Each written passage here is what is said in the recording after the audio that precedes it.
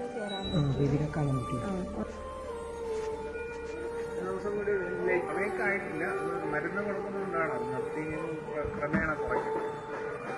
അസ്സലാമലൈക്കും.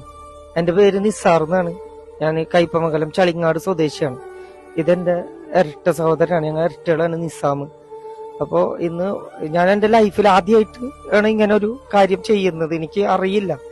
ഇന്ന് ഉച്ചക്ക് 12 മണിക്ക് എന്റെ വൈഫ് ഡെലിവറി ഉണ്ടായിരുന്നു. സിസേറിയൻ ആയിരുന്നു.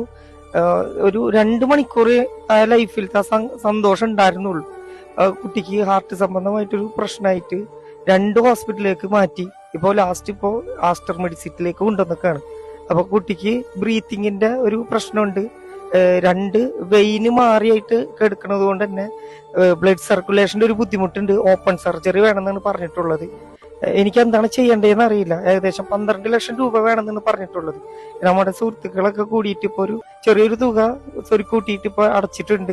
അതൊന്നും പോരാ നമുക്ക്. എനിക്ക് എന്ന് പറയുന്നത് വേറൊരു നിവൃത്തിയില്ല. നമ്മള് അന്നത്തെ കാര്യത്തിന് വേണ്ടിയിട്ട് ജീവിച്ചു പോകുന്ന ആൾക്കാരാണ്. അപ്പോ ഈ വീഡിയോ കണ്ടിട്ട് എന്നെ സഹായിക്കാൻ സാധിക്കുന്നവരൊക്കെ നല്ല രീതിയിലൊന്ന് സഹായിക്കാം. ഒരു കുഞ്ഞിന്റെ ജീവൻ രക്ഷിക്കാനാണ്. ഒരു ദിവസം പോലും ആയിട്ടില്ല എന്റെ മോന്. ഞാൻ 9 വർഷം കാത്തിരുന്നിട്ടാണ് എനിക്ക് ഒരു മോനിപ്പോ കിട്ടിയത്. എനിക്കൊരു മോളുണ്ട്. എന്റെ മോൾ ഒരുപാട് ആഗ്രഹിച്ചിട്ട് ഒരു ആൺകുഞ്ഞിനെ വേണമെന്ന് ആഗ്രഹിച്ചിട്ട് ഇപ്പൊ കിട്ടിയതാണ്. 2 മണിക്കൂർ സമയത്തേക്ക് കുറച്ചൊരു സന്തോഷം.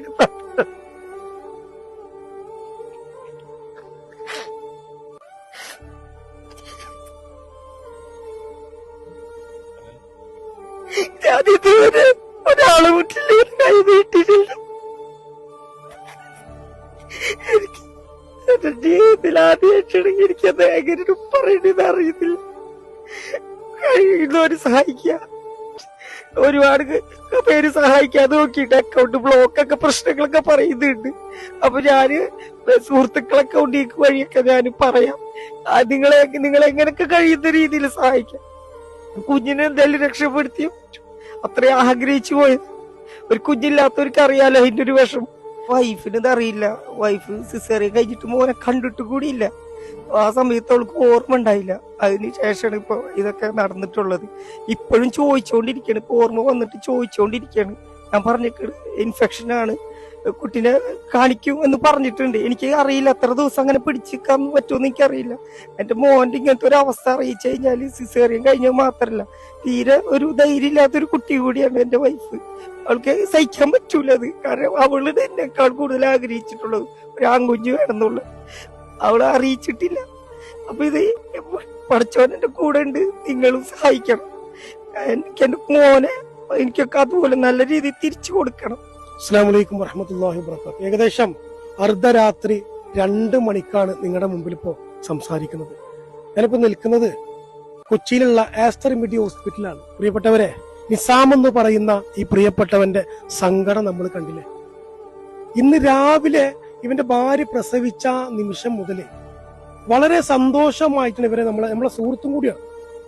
എടാ ഭാര്യ പ്രസവിച്ചു, അൽഹംദുലില്ലാ ആൺകുട്ടി എന്നൊക്കെ പറഞ്ഞ് എന്റെ സുഹൃത്ത് നിഷാദ് എന്നെ വിളിച്ചു പറഞ്ഞപ്പോ വലിയ സന്തോഷമായിരുന്നു. പക്ഷെ 2 മണിക്കൂർ മാത്രമാണ് ആ സന്തോഷത്തിന് ആയുസ് ഉണ്ടായുള്ളൂ.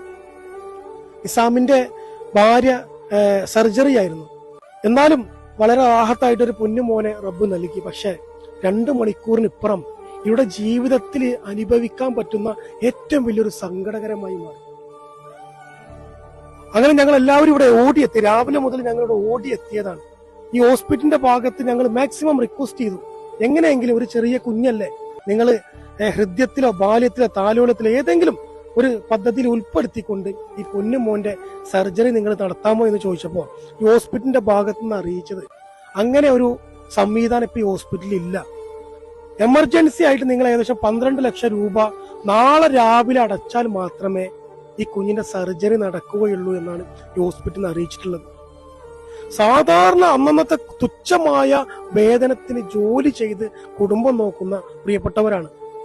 ഈ 12 ലക്ഷം രൂപ എന്നൊക്കെ പറഞ്ഞാൽ ഒരു പക്ഷേ ഇവരുടെ ജീവിതത്തിലെ ഏറ്റവും വലിയ ഒരു സ്വപ്നമായി മാറും. എങ്ങനെയെങ്കിലും ആ പിഞ്ചോമയുടെ മുഖം നിങ്ങൾ കണ്ടില്ലേ, എങ്ങനെയെങ്കിലും ഈ കുഞ്ഞിനെ നമുക്ക് രക്ഷിക്കണം. പ്രിയപ്പെട്ടവരെ, അദ്ദേഹം പറയണ്ടായി ഒരു മക്കളില്ലാത്തവർക്ക് അതിന്റെ വിഷമം അറിയുള്ളൂ. നമ്മളൊക്കെ ഒന്ന് ആത്മാർത്ഥമായി കഴിവിന്റെ പരമാവധി ഒന്ന് സഹായിച്ചാലേ ഒരു ദിവസം കൊണ്ട് തന്നെ ഈ പ്രിയപ്പെട്ടവന്റെ പൊന്നുമോന്റെ സർജറി നടക്കും. പ്രിയപ്പെട്ടവരെ, നാളെ രാവിലെ 9 മണിക്കാണ് സർജറി പറഞ്ഞിട്ടുള്ളത്. അപ്പോഴേക്കും ഈ പണം നമ്മൾ അടച്ചിട്ടില്ലെങ്കിൽ ഒരു സർജറി ചെയ്യില്ല. ആ കുഞ്ഞിന് എന്തെങ്കിലും സംഭവിച്ചാൽ നാളെ റബ്ബിന്റെ മുമ്പിൽ നമ്മളൊക്കെ സമാധാനം പറയേണ്ടി വരും. പ്രിയപ്പെട്ടവരെ, അതിന് നമ്മൾ അനുഭവിച്ചുകൂടാ. എല്ലാവരും കഴിവിന്റെ പരമാവധി ഈ പ്രിയപ്പെട്ടവന് വേണ്ടി സഹായിക്കണമെന്നും സഹകരിക്കണമെന്നും വിനീതമായി അഭ്യർത്ഥിക്കാണ്. നമ്മുടെയൊക്കെ ഫാമിലി ഗ്രൂപ്പിലും നമ്മുടെയൊക്കെ കുടുംബ ഗ്രൂപ്പിലും ഒക്കെ നിങ്ങൾ ഷെയർ ചെയ്യണം. പെട്ടെന്ന് ഒരു കമ്മിറ്റിയോ മറ്റാരെയും നമുക്ക് സംഘടിപ്പിക്കാനോ കൊണ്ടുവരാനോ സാധിച്ചിട്ടില്ല. കാരണം വളരെ എമർജൻസി വീഡിയോ ആണ്. ഈ വീഡിയോ കാണുന്ന ഓരോരുത്തരും ആദ്യം ആ കുഞ്ഞിന് വേണ്ടി പ്രാർത്ഥിക്കുകയും കഴിവിന്റെ പരമാവധി നിങ്ങൾ സഹായിക്കുകയും വേണമെന്ന് ഒരിക്കൽ കൂടി റബ്ബിന്റെ കാരുണ്യത്തിൽ നിങ്ങളുടെ മുമ്പിൽ അഭ്യർത്ഥിക്കുകയാണ്. പല തുള്ളി പെരുവെള്ളം പോലെ ഇത് നമ്മുടെ കയ്യിലുള്ളത് എത്രയാണോ അത്ര നമ്മൾ ഈ പൊന്നുമോന്റെ ജീവന് വേണ്ടി സഹായിക്കണം. ഇവരുടെ സഹോദരന്മാരുടെ അക്കൗണ്ടൊക്കെയാണ് നമ്മൾ ഈ വീഡിയോയിൽ വെക്കുന്നത്. കാരണം പെട്ടെന്നായതുകൊണ്ട് തന്നെ അറിയാലോ, ഇപ്പോ ചെറിയൊരു ട്രാൻസാക്ഷൻ നടക്കുമ്പോഴേക്ക് അക്കൗണ്ട് ബ്ലോക്ക് ആവുന്ന സംവിധാനമാണ്. അതുകൊണ്ട് തന്നെ ഇവരുടെ പ്രിയപ്പെട്ടവരുടെയൊക്കെ അക്കൗണ്ട് ഗൂഗിൾ പേ നമ്പർ നമ്മൾ ഇതിൽ വെക്കുന്നുണ്ട്. അതുപോലെ തന്നെ ഇനി അക്കൗണ്ടിലേക്ക് ഇടാൻ സാധിക്കില്ലെങ്കിൽ പ്രിയപ്പെട്ടവരെ, നിങ്ങൾ ഒരു നിമിഷമെങ്കിലും എടുത്തുകൊണ്ട് ഇവിടെ അക്കൗണ്ടിലേക്ക് ഇട്ടുകൊണ്ട് നിങ്ങൾ സഹായിക്കണമെന്ന് ഒരിക്കൽ കൂടി അഭ്യർത്ഥിക്കുകയാണ്. അസ്സലാമു അലൈക്കും. പ്രിയമുള്ളവരെ, അസ്സലാമു അലൈക്കും. ഞാൻ ഇഷാദ് വട്ടർമാലാണ്. നമ്മള് എന്റെ ഏറ്റവും പ്രിയപ്പെട്ട സുഹൃത്തുക്കളിൽ രണ്ടുപേരാണ് ഈ നിൽക്കുന്നത്, നിസാമ നിസാർ. ഈ രാത്രിയിൽ ഞങ്ങളിവിടെ ഓടിയെത്തിയത് എന്താണെന്ന് വെച്ച് കഴിഞ്ഞാൽ, നമ്മുടെ പ്രിയപ്പെട്ട സുഹൃത്തുക്കള് അവർക്കൊരു ബുദ്ധിമുട്ട് വരുമ്പോ നമ്മള് സഹായിക്കില്ലെങ്കിൽ പിന്നെ എന്തുട്ടാണ് അല്ലെ. അപ്പോ അവന്റെ മോനുക്ക് ഇത്രയും വലിയൊരു സർജറി, എനിക്കറിയാം അവന്റെ കടങ്ങളും കാര്യങ്ങളും പ്രശ്നങ്ങളൊക്കെ ഞങ്ങളെപ്പോലെ അറിയുന്ന ആളുകൾ മറ്റാരും ഇല്ല, കാരണം അത്രയും അടുത്ത സുഹൃത്താണ്.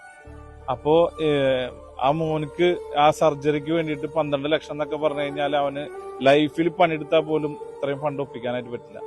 അപ്പോ ഇങ്ങനെ കൈനീട്ടാന്നല്ലാണ്ട് ഇത്രയും ഈ ഒരു വീഡിയോയിലൊന്നും ഇതുപോലെ വന്നിട്ടൊന്നും ഒരു പരിചയവും ഞങ്ങൾക്ക് ആർക്കും ഇല്ല. അപ്പൊ അതുകൊണ്ട് തന്നെ നിങ്ങളെ കൊണ്ട് കഴിയാവുന്ന സഹായം 100 ആയാലും 50 ആയാലും 500 ആയാലും നിങ്ങളെ കൊണ്ട് കഴിയുന്ന സഹായം ചെയ്തുകൊണ്ട് നമ്മുടെ സുഹൃത്തിന്റെ ആ മോന്റെ ആ ഒരു ഓപ്പറേഷൻ നടത്താനായിട്ട് നിങ്ങൾ പെട്ടെന്ന് തന്നെ ഒരു സംഖ്യ, ഈ 12 ലക്ഷം എന്ന് പറയുന്നത് വളരെ ചെറിയൊരു രീതിയിൽ തന്നെ എല്ലാവരും സ്വരുക്കൂട്ടിയിട്ട് ഈ ഒരു ഫണ്ട് എത്രയും വേഗം തന്നെ എത്തിക്കാനുള്ള കാര്യങ്ങൾ ചെയ്യുക. നമുക്ക് ഇതാണ് പറയാൻ പറ്റുള്ളൂ. അപ്പൊ നിങ്ങളുടെ എല്ലാവരുടെയും സഹകരണം പ്രതീക്ഷിക്കുകയാണ്. ഇൻഷാ അല്ലാഹ് അതിന് പടച്ചവന് തൗഫീഖ് ചെയ്യട്ടെ. ആമീൻ.